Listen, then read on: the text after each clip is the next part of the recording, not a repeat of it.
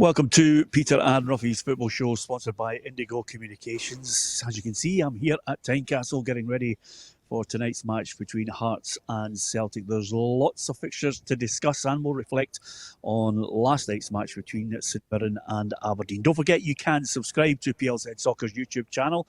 If you hit the subscribe button, don't forget to hit the notification bell, and we'll keep you up to date with all our unique video content. I'm delighted to say joining us in the studio back there in the West is Alison McConnell and, of course, Tam McManus getting ready for his own journey to get ready for that game against Motherwell. So, lots to talk about, and first and foremost, if you want to give us your opinion, you can do on our YouTube feed.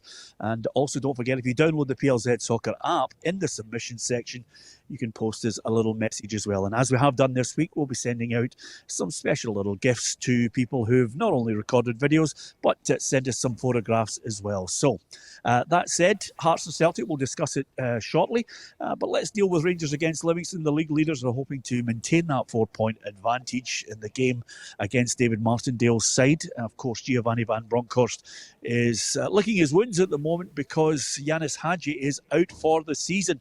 It's a big blow, but I think the Rangers manager, Alison, is looking to try and get at least one new face in before this window closes.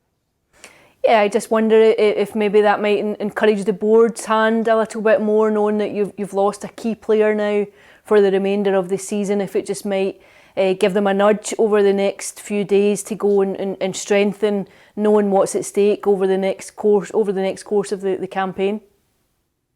Yeah, and over and above that, Tam, he's come up with all guns blazing with regards to Rangers' 8-point criticism. They were obviously highlighting a number of things that they were unhappy with in the game against Aberdeen. Kevin Clancy was the man in the middle. He's not officiating at any game in the midweek Premiership card.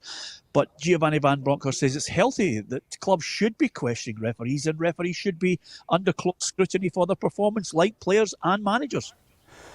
Yeah, I think they should, but I don't think you can do it, every game, after every game, or a game where you feel as if there's been decisions that have went against you. So I think you can do it maybe once or twice a season, but if you're going to do it all the time, you're just going to put the referees under immense pressure. Every single decision they make is going to be magnified.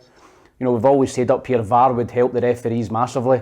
They're human beings, they're going to get things wrong. But I feel as if, just on the back of that game, coming out with the complaint, when they obviously felt they never won the game for a start, and they felt as if one or two decisions went against them. So I feel as if the timing was wrong, but I agree with the principle that they should be allowed maybe once or twice a season to go and complain if they feel that's correct. Yeah, I know you got it in the neck, Tam, on your social media for this one, because obviously in the studio you mentioned it was sour grapes. Well, Giovanni van Bronckhorst had this to say on the questioning of the referee Kevin Clancy. I've said before, I think the dialogue has to be open. We need to assess decisions that are made and whether they are the right decisions or not. In the end, I think the most positive thing to come forward is to make sure that we learn from the decisions that are made and try to be better prepared for the coming games. We should see it as a positive thing. Everyone in this profession assesses performances, myself as well as a coach.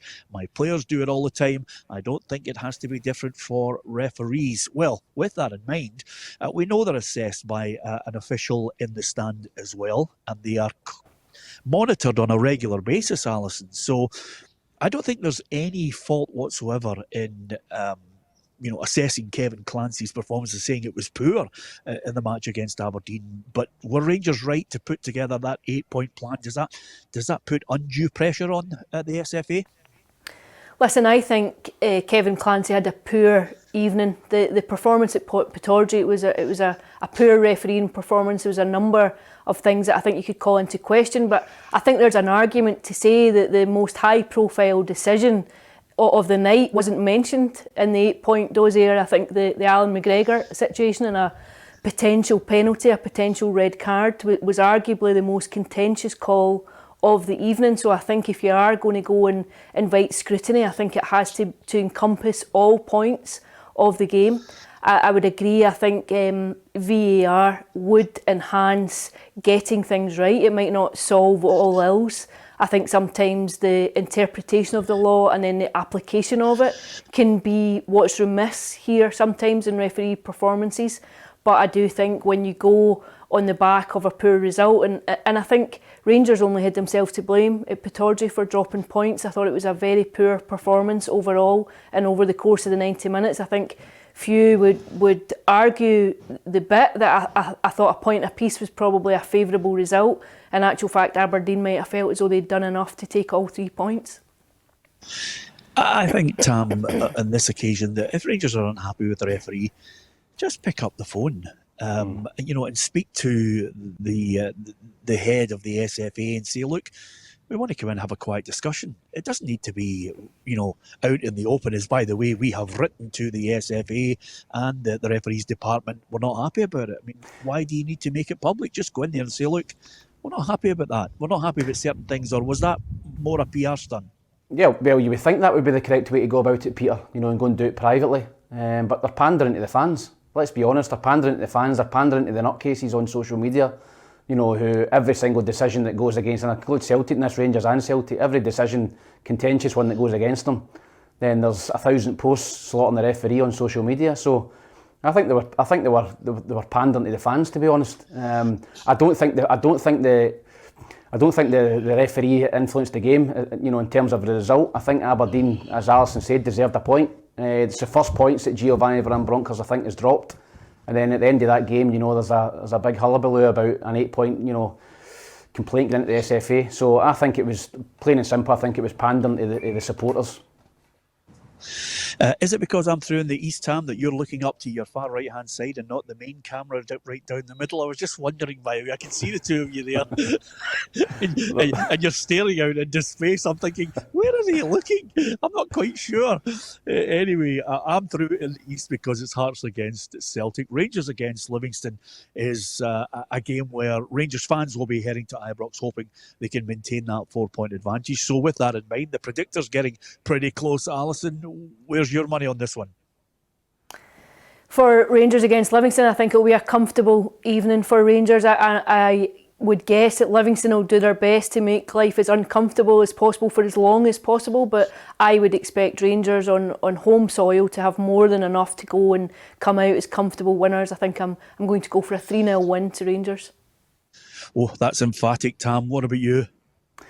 Yeah, I think Rangers have no problems to dealing with Livingston. I feel as if they're a little bit more pragmatic under Giovanni Van Bronckhorst. They've tightened up at the back, but they don't look as good going forward. So I'm going to go for a 2-0 Rangers win. Yep, I'm with you on that, Tam. I think it'll be a comfortable night for Rangers, despite the fact that Livingston can be stuffy. Well, what do you think about it? Is it a Rangers win, or do you think there's another shock on the cards? Will Rangers drop points against David Martindale's Livingston? Give us your thoughts on that.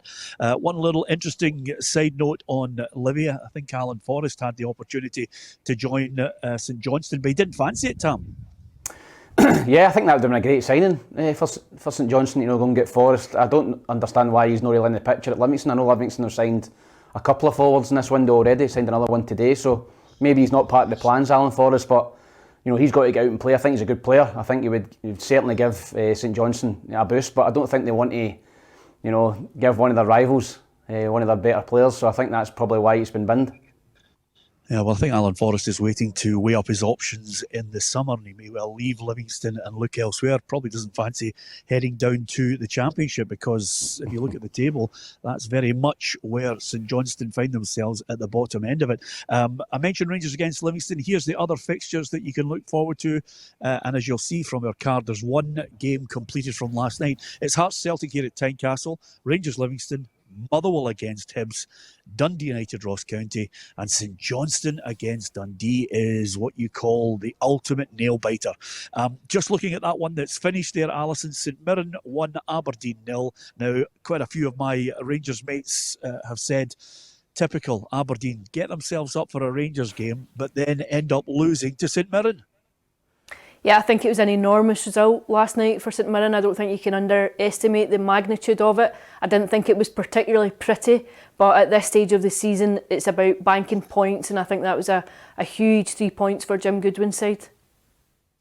cracking goal from Connor Ronan, but nevertheless, Stephen Glass with so many questions to, again, try and solve and give everybody inside Pittodrie the answers to it, because time and time again, Andrew Shiney's been on, our North East reporter, talking about it. Tam's been talking about it with his mate, the Aberdeen manager, talking about drawing a line in the sand and going into the second half of the campaign where Aberdeen was suddenly going to go on a run.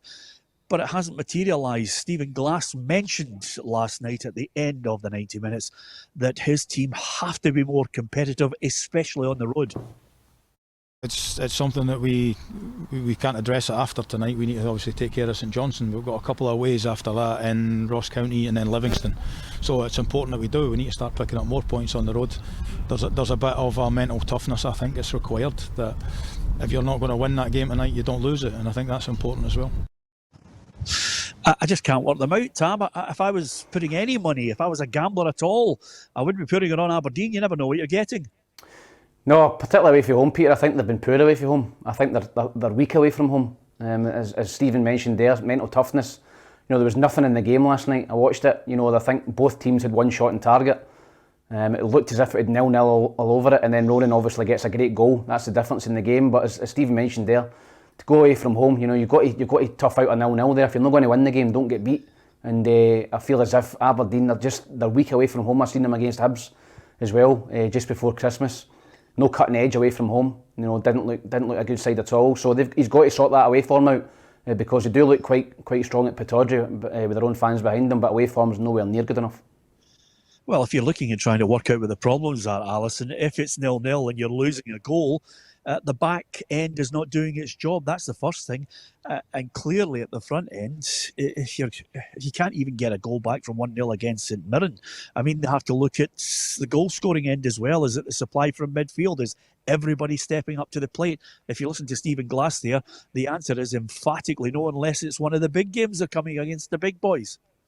Yeah, I think it's a season in microcosm for Aberdeen. I think it's what you've seen throughout the campaign. It's been entirely inconsistent. I don't think you know what you're going to get from one week to the next, and it's easy in a way, I think, to get yourself up for the big games. If you're hosting Rangers or you're taking on Celtic, it's easy. You don't have to be motivating players, but you need the same drive. You need the same application for every game. You need to be approaching every game with the same mentality, and I think that's one of the criticisms about Aberdeen this season, is that it's been flat at times. I thought even in the opening 10-15 minutes last night, I thought St Mirren set the tone for the game. I thought Aberdeen looked as though they were on the back foot from the early stages. Now, I just don't think they ever quite managed to recover from that. They never managed to get themselves back on an even keel, and I thought it was quite an ugly game. Maybe one moment of quality in it for St Mirren that gave them the goal, but I just didn't think that Aberdeen ever looked likely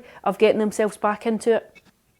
Yeah, well, if you're a Dons fan, tell us what the problem is. Is it individual players? Is the back line sorted out? Is the central defensive pairing the right one? And if you were going to sign players, if Aberdeen can indeed manoeuvre themselves in this transfer window, which is running out quickly, who would you sign? Where do you think the need is greater, Tam? I think at both ends, Peter. I think that, Hedges, I think, had a poor game last night and get pulled off after an hour. I think he's going to go. I don't know if he'll go in this window, but I think they need a centre-half, Peter, and a striker beside Ramirez. They've not got any pace. I know they've signed the Dutch boy the other day, but they've not got any pace in the forward areas. So if I'm an opposition manager, I'm playing a high line against Ramirez. He's a good player, but he can't run in behind. So I think a lot of teams have maybe sussed Aberdeen, particularly away from home. Play a high line and press the game and press Aberdeen into mistakes, because Aberdeen like to play out from the back. So I think Stephen needs to try and get a bit of pace in the team, in the wide areas and up front, and maybe another centre-back, because Declan Gallagher looks as if he's out the picture up there. Yeah, and apologies to the St Mirren fans who will probably be looking and say, wait a minute, is this all about the problems at Aberdeen? What about our win? And full marks to Jim Goodwin's side. He went through a sticky patch, 11 games without a win, Alison, but they've turned it around of late. Yeah, it's been a big start to the year. I think that's it's in a very, very solid start. It really now puts them in a fantastic position. I think they'll fancy now that they can go and hunt down Dundee United and start moving further up the table. I don't think you can underestimate the scope of last night's win for them. Yeah, and of course the big dilemma is, as the days quickly go down to the transfer window shutting, will Jamie McGrath still be in a St Mirren strip? What's your take on it, Tam? It just depends what kind of offer St Mirren get. I think they'll be looking to offload him now. I think obviously he can go in at the end of the season for nothing. They'll be looking to try and get some sort of fee for him, but as the days tick down, that fee is starting to get lower and lower. You know, because St Mirren know if they've got him, at the end of the season they're getting nothing for him. So if they were looking for 400 grand last week, they might be looking for 300, and in the next couple of days it could be down to 2. So the longer it goes, I think the more desperate St Mirren will be to try and cash in and strengthen the squad elsewhere. Yeah, absolutely. And the worst thing for a manager like Jim Goodwin is somebody coming in at the death and then the board decide to cash in and leave him hanging in the wind, wondering where he's going to get that replacement. Of course, Jim Goodwin well aware that some other players might be heading out. 2 or 3 players have been told that they're free to go and play games regularly somewhere else, and if that happens, then obviously that will hopefully free up some money elsewhere that will hopefully allow me to add another bit of quality. I've already identified a couple, and talks are ongoing, but it's all a little bit of a balancing act. Yeah, absolutely. Well, I mentioned there the poor run, Alison, that Jim Goodwin was on, but there was never any suggestion that he was under pressure. But suddenly, St Johnstone against Dundee, everybody is talking about Callum Davison and whether the board will pull the trigger and end his managerial reign in Perth. I don't know about you, but I still think he's worth more time for what he achieved last season. Yeah, I think he's maybe got some credit in the bank, given the fact that he had those 2 trophies that he delivered last season, but I don't think you can escape the fact that the pressure is genuine, and if there isn't a positive result tonight, then I think it intensifies. I think that's inevitable. I think you saw the reaction at the weekend as the players were leaving to go into the makeshift changing room that they were in. You could sense the anger and how sour it had got from the support. So I think tonight for St Johnstone is absolutely huge. I think if they to come away from it with a win, it might just be the catalyst to go and kickstart their season. My own feeling is I think it might be beyond them. I think Dundee might prevail this evening, and I think you find that it's an incredibly difficult situation then, with a very tough decision for the club to make. Well, with that in mind, Tam, you've been in a dressing room when your backs are against the wall. You're looking for leaders. Do they have any leaders in that lineup? I think they do. I think guys like Liam Craig and Xander Clark and guys like that are leaders. But I have been down there and I know the pressure. When players are under when you're in that relegation battle. I just feel as if St Johnstone need to get something tonight out of the game. 10 defeats in a row. They need to try and get something out of the game. Don't get beat. I looked at the league table there. Starting to get detached. I think it's 5 points from Dundee up to Ross County, I think. So if Dundee win tonight, and Ross County win, you should be 5 or 8 points, off a playoff spot. And that is big trouble with 12 games left. So I feel as if St Johnstone need to get something. I feel as if Dundee win the game, at the St Johnstone board, they've got a big decision to make because relegation looks odds on.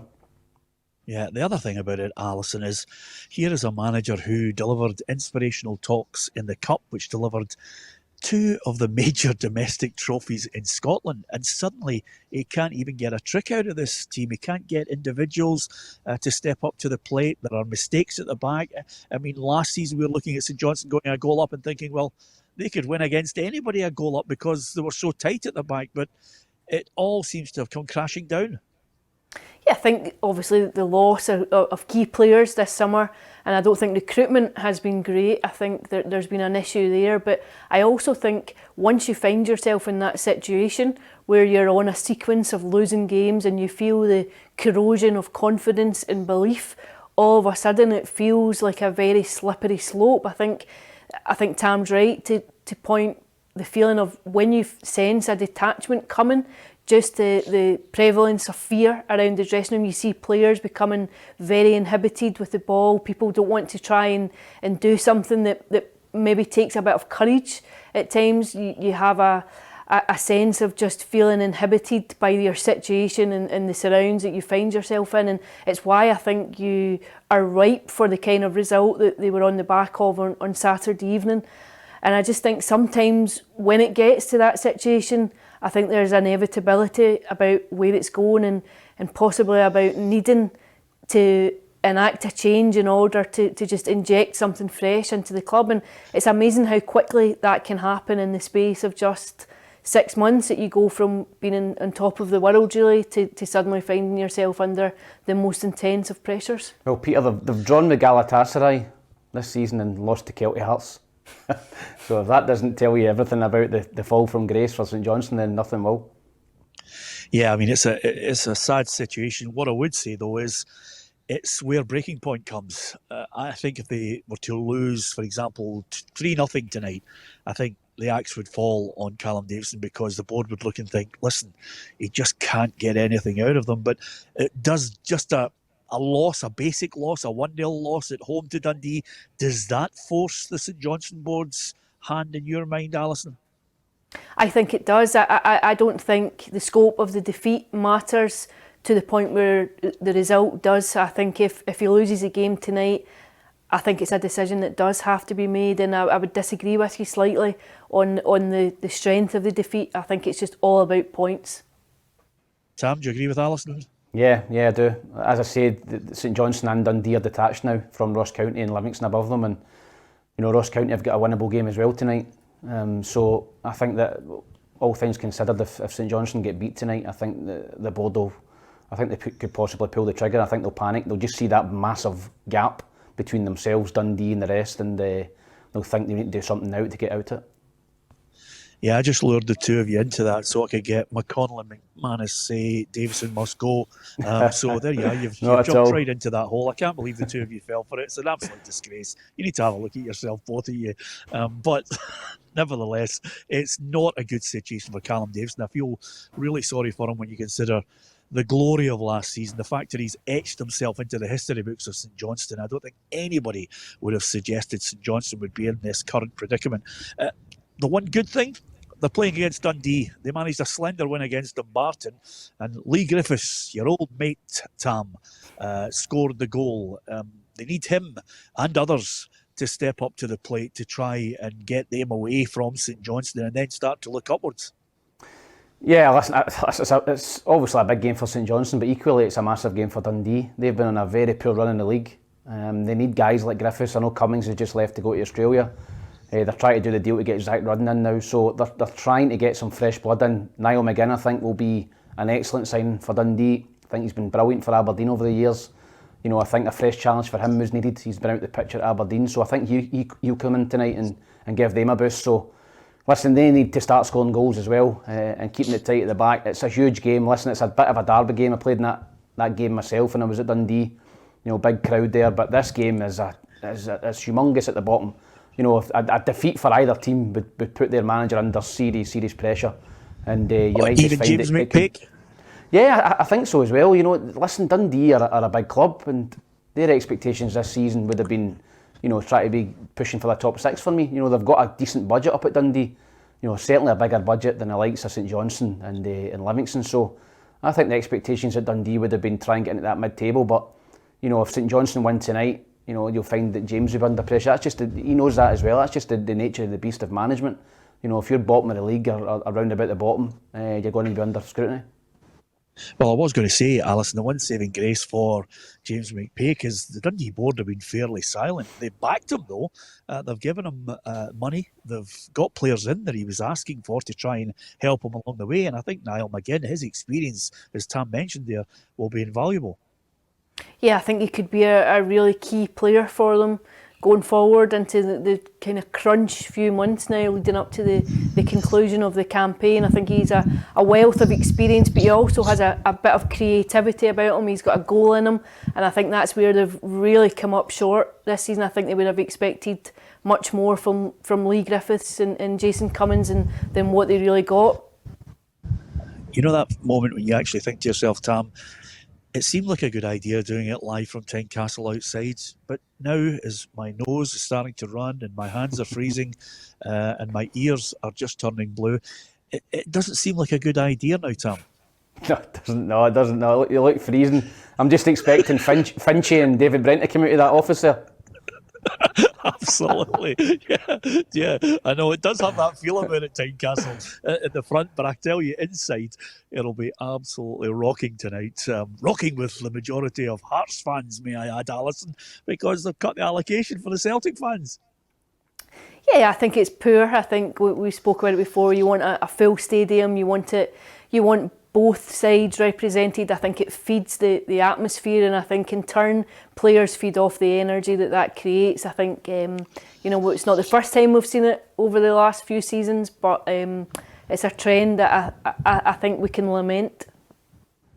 Yeah, absolutely. I love Tynecastle when it's absolutely buzzing, and it has a substantial amount of away fans as well. I mean, when you look to the right-hand side, when you're in the press box, Tam, and you see, Hibs fans full to the gunnel, Celtic fans, Rangers fans in there, it just creates a brilliantly intimidating atmosphere as well. And the game, it never seems to lose pace. No, listen, it's a brilliant stadium to play in. I played there in Edinburgh derbies.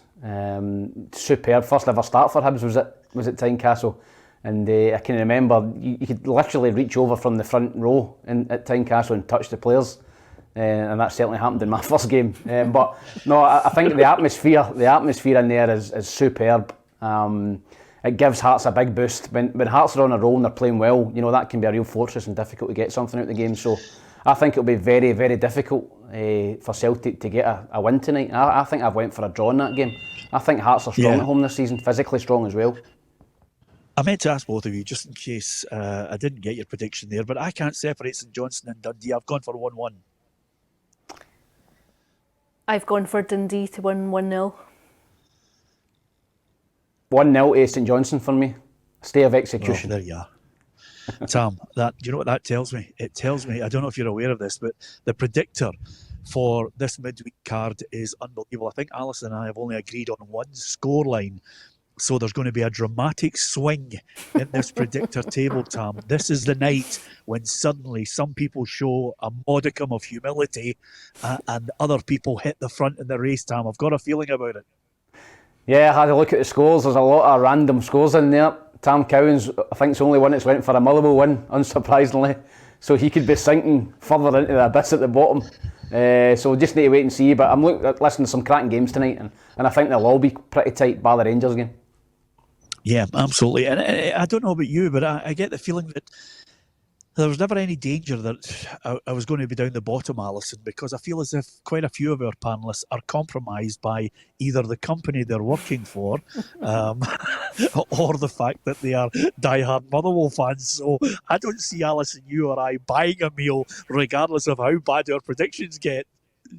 Peter, you're trying to start with the mind games here. I'm just going to be concentrating on every game, every week, just consolidating that place at the top until it becomes mathematically impossible for anyone to catch me. But by a degree, I think the key area is just not to be down at the bottom end where you're considering remortgaging to take everyone on a night out. Yeah, Alison's starting to sound like an old firm manager there until it becomes mathematically impossible. That's usually when you're about 15 points behind in the title race. Anyway, Hearts against Celtic.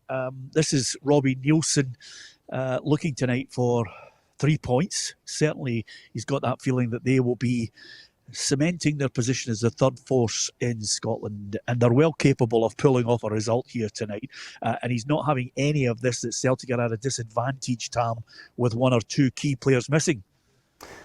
No, I think that Celtic will still have a strong team out. They strengthened in the window, particularly in the middle of the pitch. You might find the both Japanese players play tonight, Adeguchi and Hatate.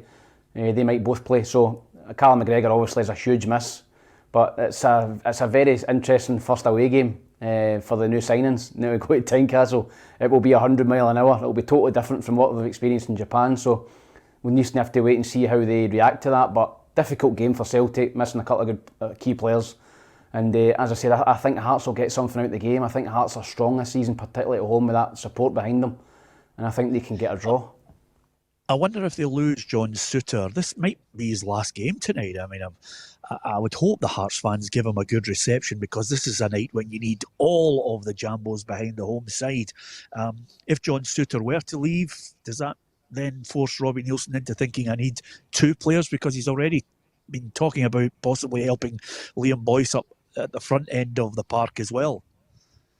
Yeah, I think it does. I think if you to go and lose a key central defender, I think the timing of it would be an absolute headache now going into the last few days. But I think there's been a sense of it over the last few weeks. I think the player himself is in an incredibly unenviable position where he is, and in terms of the very public commitment to going to Rangers at the end of the season, I think it makes it very difficult. I think it does compromise players.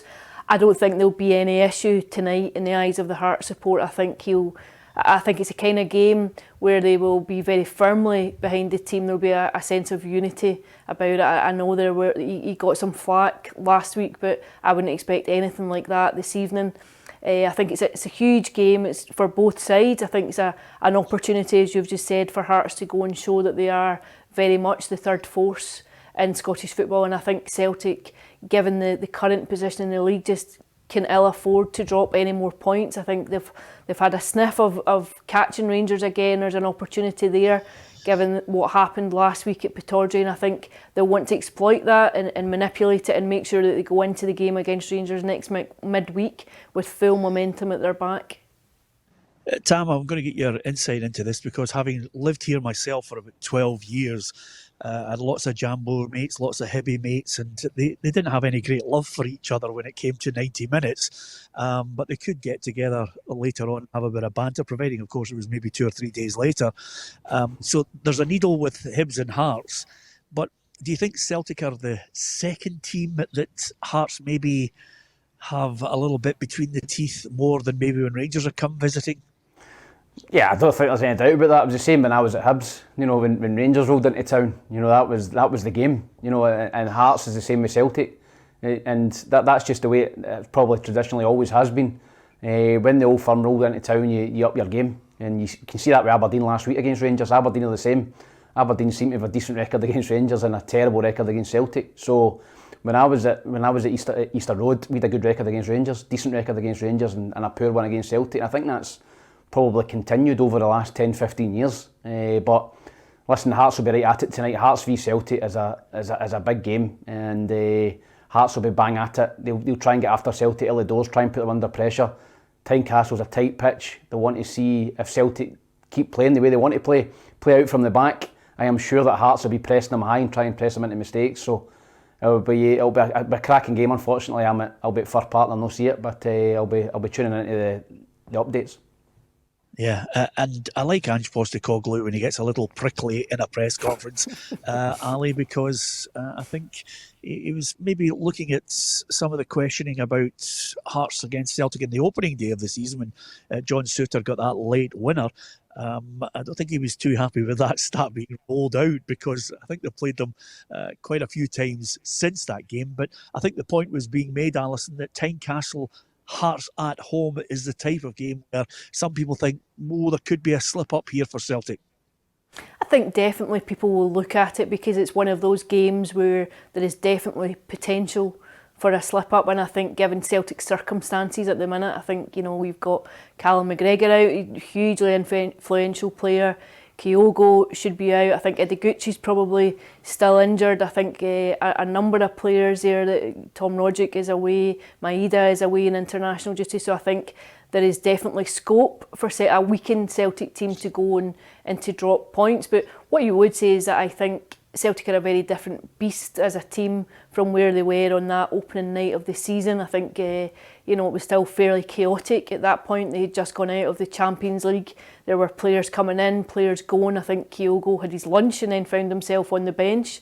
I think it was very much a team in transition. I think they're far more settled. I think there's a very clear philosophy there in how the manager wants to play. And as a team and as a club, they're on a far more solid footing. I loved Ali's line there at I've had my lunch and then played 11 asides of you. Yep, all the time. It's no big deal. Yours was probably steak and chips or a fish supper. No, some sushi and something healthy.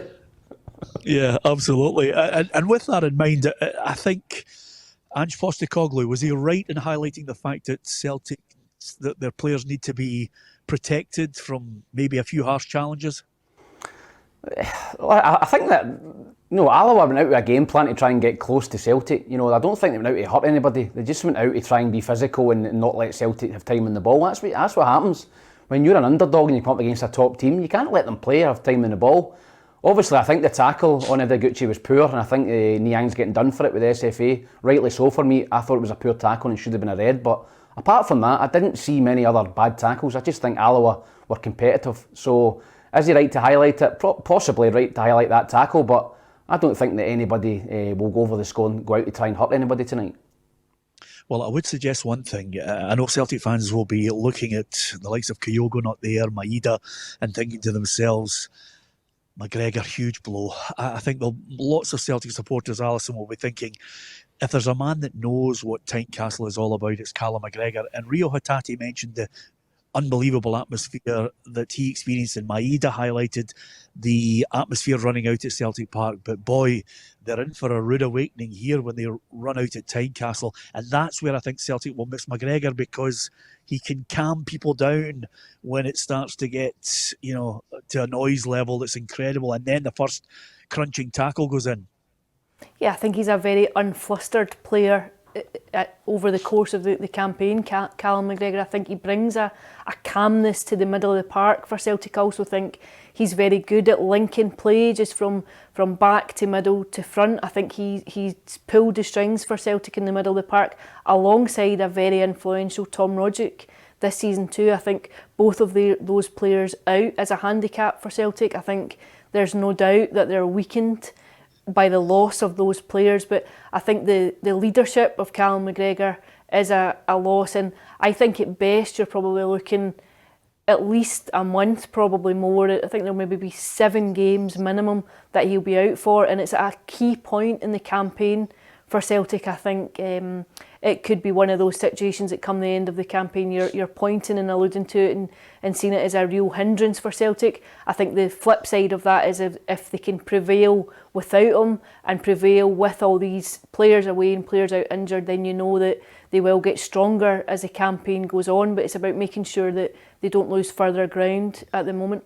Peter, I think I read one tabloid headline, Tam, that says that the pendulum has swung towards Rangers because Joe Aribo's back as well, and Celtic have lost those key players. Totally. I said that the other day. I think that Rangers' squad now looks stronger. I think Arfield and Ryan Jack are back in the Rangers squad as well. So he's now got plenty of players to pick from. Is that Gary Luck behind you there, getting your abuse? Yeah.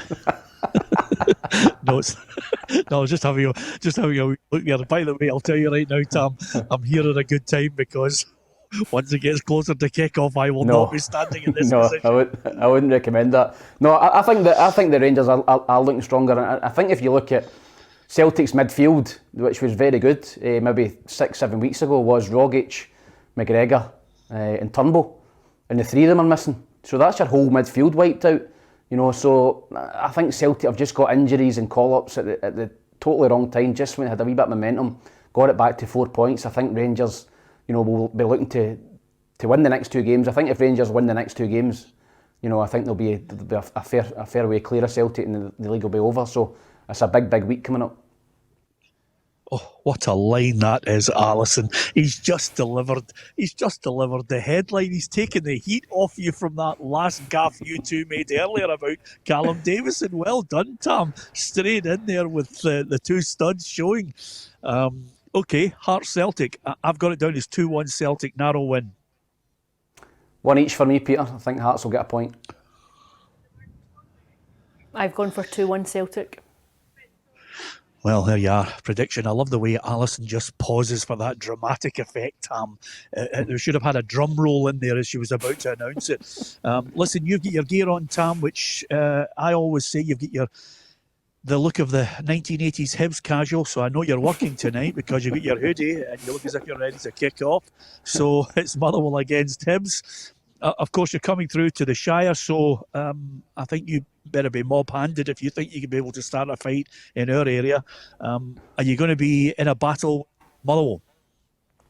Yeah, I think it'll be a difficult game. I think Hibs are in transition at the minute, Peter. I think they really are. There's a new manager come in, a totally different style of play.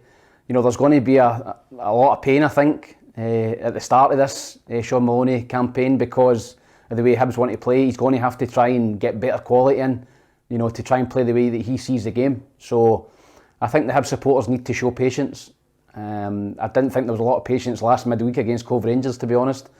So they've got to show patience. There might be some results and performances that are not up to Hibs' level, but I think if Sean Maloney gets the opportunity, gets the chance, gets the time, I think he will prove to be a really good manager. But, first things first, he goes away to Motherwell tonight. Motherwell directly above Hibs at the minute. Motherwell will see that as a great opportunity to pull further away from Hibs and Aberdeen. It'll be a difficult game. I can see there have been goals in it just with the way that Hibs want to play. I'm going to go for 2 each tonight in the Hibs game. I'm going to it. I think it'll be a draw. I think Motherwell are decent at home, and I think it'll be a difficult game for Hibs to win. Well, I was just going to pick up on that point, Tam, because he's added Dimitri Mitchell, and I'm well impressed. He was here at Tynecastle, and I thought he was good. I didn't think there was any chance that Hearts were going to get him at the time because he was going to go back to Manchester United. But he's gone down a different road, and suddenly Hibs have been able to attract a really good player. And on the evidence of what Sean Maloney was saying yesterday, I get the feeling that he's going to be able to get some of that Martin Boyle money to get him maybe another fresh face in before the window closes. Yeah, he needs players and he's quality at the top end of the pitch. I think Dimitri Mitchell is a terrific signing. He's been at Blackpool, promoted last year, and then they're sitting mid-table in the Championship. He's played over 50 games. He's been a regular. He can play anywhere up the left-hand side, left back, left midfield, left wing. The way Hibs play, that 3-4-3, he can play either in the left midfield or left of the front three. He's got pace, he's got serious pace, and I think that's what they need. Muller on the other side, I think that could be a good combination on both flanks, Muller and Mitchell. So I think it's a good signing. I wonder if he'll go into the team tonight. We'll just have to wait and see. But no, I think that Sean needs pace in the top end of the pitch after losing Martin Boyle. Yeah, and on the flip side, at home, Van Veen and Woolery certainly have eased the departure of Tony Watt. I think it's been not seamless, but I think Graham Alexander is looking to say to himself, we could afford to lose him. Whether he gets any new faces in, only time will tell, Ali. Yeah, I think he'll still probably want to bring one more in, I think, before the window closes. I did think that Tony Watt could be quite a significant miss for them. I thought he'd had an impressive 18 months. I thought he played particularly well last season, and I thought he started the season very well again this term. I think there was talk about a Scotland international call-up if he had sustained the performances, and I think when you take that out over the course of the next few months, I think it can be a loss, especially if you lose another one or two to injury or suspension. So I would suspect he still might fancy bringing one more in. Whether or not he has time and scope to do it now as the clock starts to tick is another matter, but I think in an ideal world he would certainly be looking for one more. Yeah, I've got Hibs to win 2-1, Ali. What about you? I think I've got a draw tonight. I think I've gone for one apiece. Oh yeah, Dancer, you two have got a draw. That's absolutely fantastic. I could be on a 21 pointer tonight, by the way. I just feel so confident that every time I pick a draw for Hibs to win.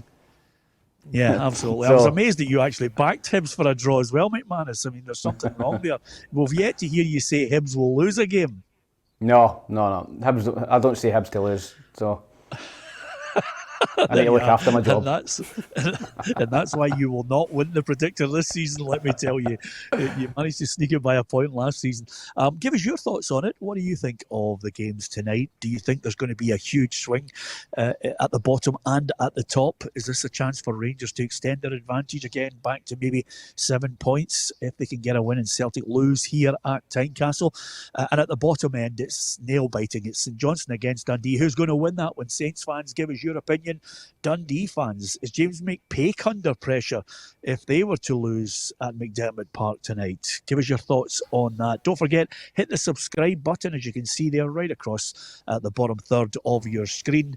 Hit the subscribe button on PLZ Soccer's YouTube channel, and you can still catch all our unique video content. Hit the bell and it'll give you a notification. And if you really like some of our one-to-ones, there's more to come. We've got Gordon Strachan up there at the moment talking about his playing career and his managerial time in charge of Celtic, as well as Leeds United, Southampton. Let's not forget Coventry and Scotland.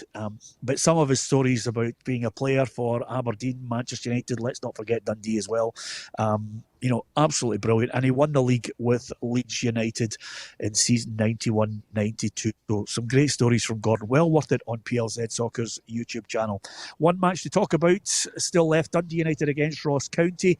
I can't split them, Ali. I've got it 1-1 because I just look at what's happening with Malky Mackay. I think he's brought in quite a fair few of his contacts down south to do him a turn.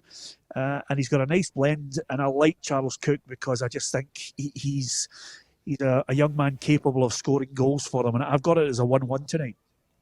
Yeah, I'm actually heading up to Tannadice when we finish here. I'm not sure about it either. I think Dundee United may now just sneak it, feeling maybe St Mirren coming up and putting them under a wee bit of pressure. I just wonder if they might just sneak all 3 points this evening. I do think it's been a bit like Aberdeen. I think you don't always know what you're going to get from Dundee United. I think there's been an element of inconsistency. Quite a lot of young players coming through to various injury problems at times over the campaign. But I just wonder if on home soil, if they might just have enough to prevail. Yeah, Tam, what's your take on it? Because Tam Courts is a young man in managerial terms who's trying to just cement himself in the job, get Dundee United as high as possible in that table, and then maybe stamp his authority on the side next season as well. Yeah, I think they got off to a great start, Dundee United. Put a lot of points on the board early doors and get a lot of praise, Tam Courts, but they're on a bad run at the minute. And they'll be looking to try and pick up a win at home. As Ali said there, St Mirren are starting to creep up on them in that 6th position, and I think if Tam Courts can get Dundee United into the top 6 this season, it'll be a very successful season. A lot of people seen him coming in and thought Dundee United would struggle this season because of his lack of experience. So I think up until now, overall, he's done a good job, but he needs to start picking up points, particularly at home. Against teams like Ross County, they'll be looking to take 3 points tonight. But I agree with that. I think it'll be a draw. I think I've went for 1 each as well. Yeah, have you gone 1 each as well, Ali? I think I've gone 2-1 Dundee United. 2-1 Dundee United. Okay, there's our predictions. What about the table? Have a look at it right now. It may well change over the course of the evening. St Johnstone, just 2 points between them and Dundee, but it could be 5 points if Dundee were to get a win at McDermott Park. But it could all change for Callum Davison if he could get a home win tonight. Suddenly, it's going above Dundee, and then maybe he gets a chance to convince the players that they can go on a run and get away from that bottom end playoff place or possible relegation. Give us your thoughts on that, Saints. And up at the top end, is this a night when, if you were listening to some of our predictions, there could be a swing at the top of the table, Rangers could extend their advantage, or indeed could Livy cause a shock at Ibrox and Celtic do something here at Tynecastle? All these questions, we're looking for the answers, and we'd love to get your opinion on it as well. And don't forget, if you download the PLZ Soccer app in the App Store and Google Play, it's quite simple. You get all the breaking sports news stories in football, not only here in Scotland, England, European, and of course globally. All the stories on the app, and if you go into the submission section, you can actually record yourself and give us your thoughts on your team's performance tonight. If we use it on the show, we'll send you out something nice. We've had a couple of people send us a video, a picture of, would you believe it, I think it was a bearded iguana or a bearded dragon yesterday watching the show. So it's all a bit of fun as well, a bit of banter, and no shortage of opinion. Hit the subscribe button and, of course, hit the bell as well, and you'll get all our unique video content notifying you on your phone. So if you miss the show on any day, Monday to Friday, you can get it on the app. Simple as that. So download the app if you've got a chance. I'm looking forward to this tonight, Tam. Tynecastle, just probably, we're getting close to 5 o'clock, but it'll start to just pick up people coming in. You know, the people that go to games because they like a starter, a main course and a sweet, Tam. Yeah, the old hospitality. You better get in early doors, you better not get in when all the fans are there. You'll get stick. Well, it was would like you me, believe it, Tam? It was like me at the start of the season when I had to go to Tynecastle. It was a 12 o'clock kick-off, and I was in having my breakfast at about 9:30. Yeah. How did you feel wearing Ali's dress that day, Tam? Was it tight on you? I tell you what, I'd a snood, a tammy, a mask, everything on. Absolutely brilliant. Well, you'll never believe I'm meeting up with one of my old mates I used to play football with, and he's a Jambo, and I'm going to try and convince him to buy the meal, Ali. I'm not quite sure. He might need to break into some of his birthday money from the time he was at school, but a wee Italian restaurant never goes amiss in Edinburgh. It's such a brilliant city, Ali. I love it. I love being here, and I certainly love games like this. Yeah, me too. I'm a big fan of Edinburgh. I worked in Edinburgh for a short period too. I enjoy trips out, and if someone else is paying, it's always that bit sweeter. Absolutely, and there speaks a woman who's very rarely gone into her purse to buy a meal, Tammy. Of course, people will be split bill with gobsmacked Ali. that she's actually lived in Edinburgh as well, Tam, which is amazing, because I did have a look at the extradition papers that eventually forced her back to the West, but nevertheless, I'm amazed at that, Ali. That's something I didn't know about you lived through here. Anyway, we're looking forward to it. Give us your thoughts on tonight's games. We'd love to see them. And also, if you want to keep up to date with it, I'll be back later on with a match report from Tynecastle, Hearts against Celtic, and I'll look over the other results on our YouTube channel. You can pick it up on Facebook as well. But if you are going to a football match tonight, follow your team, enjoy the football, and get home safely as well. Here from Tynecastle and in the studio there, Tam McManus and Alison McConnell, and from myself, Peter Martin, have a great night.